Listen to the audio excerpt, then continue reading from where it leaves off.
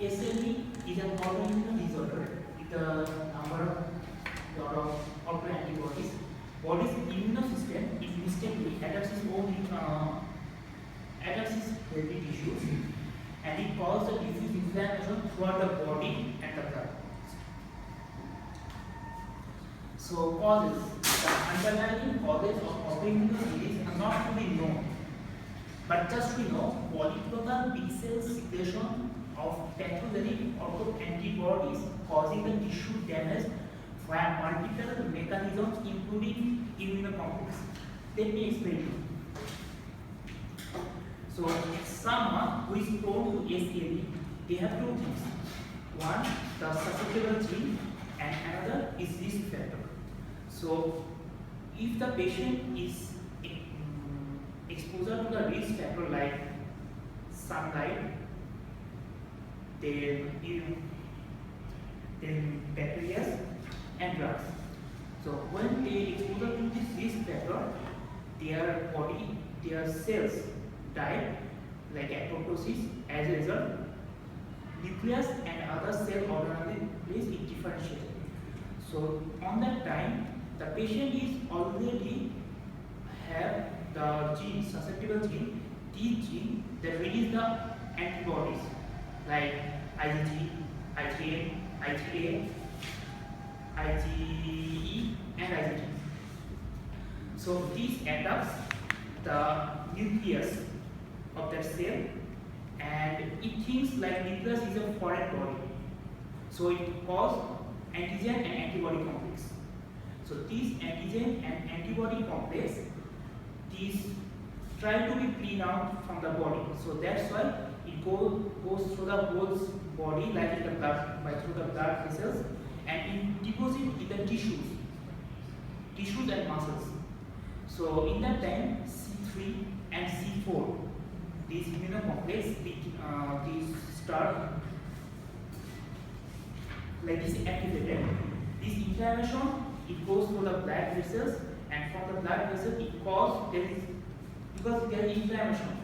This inflammation causes the ischemia, and this ischemia can cause the risk factors. Okay, I will explain the risk factor later. So SLE is much more common in women. But most of the patients who are prone to SLE, you can find they are women. So it may occur at any age, but appears most often people between age 10 to 50. Okay, African Americans and Asians are more often people from other races, and SLE may be caused by some certain drugs, like contraceptive pills. So after withdrawing those pills, like patient feels okay, patient feels better. So the next clinical features. Clinical features, okay, let me explain from here, from outside to inside. So like photosensitivity. So what is photosensitivity? When patient goes to the exposure of the UV light, like sunlight, they have the rash. Then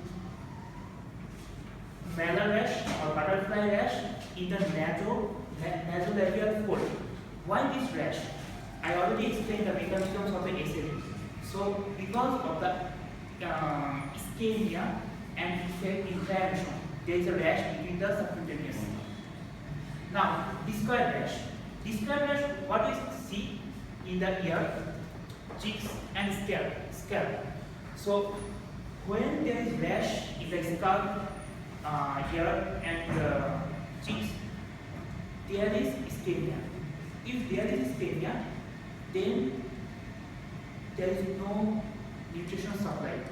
If there is no nutrition supply, if there is no nutrition supply, then the cell dies. When the cell dies, then there is discoid rash. But remember one thing: this photosensitivity and this malar rash, it doesn't causes any scarring. Only this discoid rash causes scarring. And when this discoid rash, it goes to the scalp, it causes the alopecia. What is alopecia? Alopecia, it causes the permanent hair loss. Now, Oral ulcer, it is usually painless. So Raynaud phenomenon. What is Raynaud phenomenon? I already explained, like figures that change the colors when the like cause of sensory spasm precipitated by cold, emotion, and finger toes change the colors. Like first, how it will be the pale color. So why the pale color will be due to deoxygenation, and why this is red, this is due to hyperemia. Now I go to like constitutional symptoms. If we have any disease, we can see like fever, fatigue, weight loss. Most of the disease it contains these three features. Musculoskeletal, like because polyarthritis, like different part of the body, joints, there is the inflammation. This inflammation causes the arthritis. Okay, myositis. I already explained that this immunocomplex it goes to the body tissues and the muscles and it causes the inflammation. Next. Okay, renal manifestation. Renal manifestation, like it is due to the glomerular basement membrane destruction. So what happens if the glomerular basement membrane it destructs? Look, glomerular basement membrane is a kind of membrane that is always negatively charged, and the proteins these are also negatively charged. So when the glomerular basement membrane is normally there, it repels the negative charge, so there is no protein in the urine. But if there is no glomerular basement membrane, if it is destroyed, because we will see like there is protein urea, and this is also like red cell cause because there is no glomerular basement membrane, and hematuria. So we can find the blood cells in the urine. Okay, neurogenic symptoms like the seizures and stroke vasculitis. The seizures and stroke vasculitis, it is caused due to ischemia and antigen-antibody complex. Serositis. Serositis is chest pain due to inflammation of the pleura and the pericardium. Hematology, like I already explained, the patient she have like autoimmune disease. So this autoimmune disease it cause the patient get antibody. This antibody it attacks its own blood cell, RBC, WBC, and platelet. So you can see hemolytic anemia, leukemia from this picture. Okay, these are the features in a picture we can understand easily. Like this is butterfly rash, this is photosensitivity, thus you can see like the patient has exposure to the sunlight area. So this sunlight here, she is not exposed to the sunlight area. So that's why this is white and this is red. And this is discoid rash. And this is the polyarthritis or the Raynaud phenomenon, nearly like this. And seizures, psychosis, and lupus erythematosus. When the patient have the lupus erythematosus, we understand that the patient is severe condition. So next. Okay, lab test. Think in a very simple way. Lab test. In the lab test, ANA always should be positive in the SAP. Specific antibodies for lupus. Like when the patient have lupus disease, then anti-dsDNA positive should be positive. Anti-SM antibody in 30% case it is positive, but still the cause is really don't know. And SLE flare. So what is SLE flare? If we treat the patient and after like sometime the patient again relapse SLE. So this is called SLE flare.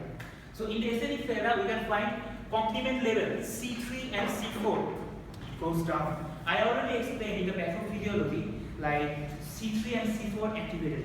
When a substance is activated more and more, it is trying to protecting the body. So constantly this substance should be less, and anti-dsDNA should be positive. So this is the relapsed patient. Now other test. Anti-SSA, anti-SSB in 30% is associated with Sjögren's syndrome, and high ESR when the patient have inflammation, like arthritis. Normally when we have arthritis, then the patient have inflammation. On that time we can find the ISR. So chest and joint X-ray, we can find like in the chest there is inflammation or not, joint arthritis or not. So differential diagnosis between the arthritis and lupus erythematosus. How we can differentiate? Sometimes, unfortunately, in some case, ANA and anti-dsDNA are not positive. So how we can identify that if it is not positive? So then we look other organs like kidney, lung, heart, blood, skin with rashes, like multiple organ systems. So if more organs are involved, and it's more likely as lupus erythematosus, not likely the rheumatic arthritis. In the rheumatic arthritis, these all the organs should not be affected. Okay, lupus disease are less inflammatory than the rheumatic arthritis. Next. So treatment. So treatment we should use for the mild cases corticosteroids like prednisone. Patient have sunlight exposure, so to protect from the sunlight exposure, we have to give the corticosteroid like cream or sunblock cream, and NSAID drugs for the joint symptoms like if the patient has arthritis, and PLC like lung and heart inflammation, liver inflammation. Next question. So treatment for the more severe SAE patient. I already explained more severe patient when they have the renal involvement. So we use high dose prednisone, not low dose, and immunosuppressive drug like mycophenolate for lupus nephritis and cyclophosphamide for refractory nephrotic syndrome. And we also have control BP when blood pressure, when the patient has problems with the kidney. Most of the time you can see his blood pressure is high. So to control the blood pressure, we have to give the alpha blockers, calcium channel blockers, and renal replacement therapy. What is renal replacement therapy? These are like hemodialysis, peritoneal dialysis. These are the renal replacement therapy. And one more thing, I already explained like renal phenomenon. When I say like renal phenomenon, they also use like calcium channel blockers. Monitor the cardiovascular disease. Of course, we have to monitor the cardiovascular disease because we have inflammation in the cardiac and the lung pleural inflammation, endocardial and pleural inflammation. And osteoporosis, we have to look also for the osteoporosis because the patient might have vitamin D deficiency, or they constantly like the patient have anemia, so they need to produce more and more blood cells. So maybe they are producing more, the bone is using more. So maybe this is due to osteoporosis. Prognosis. Most of the SLE patient, their prognosis is poor. It is not that well, but at least we can improve their life systems. So, and good outcome comes if the patient doesn't have like heart and kidney problems.